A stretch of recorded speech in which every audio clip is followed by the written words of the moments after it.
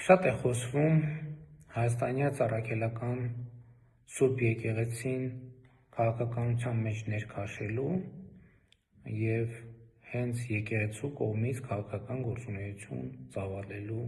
անթույլատրելիության մասին։ Սրա շուրջ ըստ էության Հայաստանի հանրության շրջանում կա ըմբռնում, եթե չասենք կոնսենսուս կամ կոնսենսուս մինուս մի քանիսը, բայց այս կետից մեկ ուրիշ հարց է ծագում. արդյոք Հայաստանի Առաքելական Սուրբ Եկեղեցին պետք է առնչություն ունենա մեր հանրային քաղաքական կյանքին և եթե այո, ինչպիսի առնչություն։ Ես կարծում եմ, որ այո, պետք է ունենա առնչություն և եկեղեցին պետք է լինի այն տարածքը, որտեղ մարդիկ դադարում են լինել ընդդիմադիր կամ պրոկառավարական,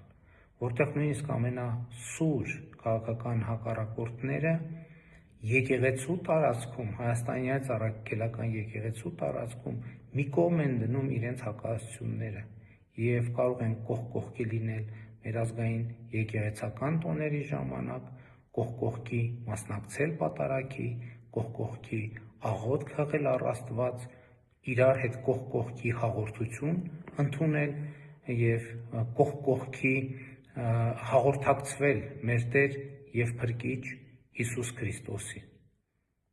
Իմ կարծիքով եկեղեցին հենց այսպիսի հանրային դերակատարում պետք է ունենա և նրա առաջնային անելիքը և մտահոգությունը պետք է լինի մեր Տեր և Փրկիչ Հիսուս Քրիստոսի վարդապետության,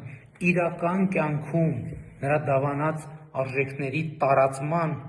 հարցը։ Ահա թե ինչպես եմ պատկերացնում Հայաստանի Առաքելական Սուրբ Եկեղեցու առնչությունը մեր հանրային քաղաքական կյանքին։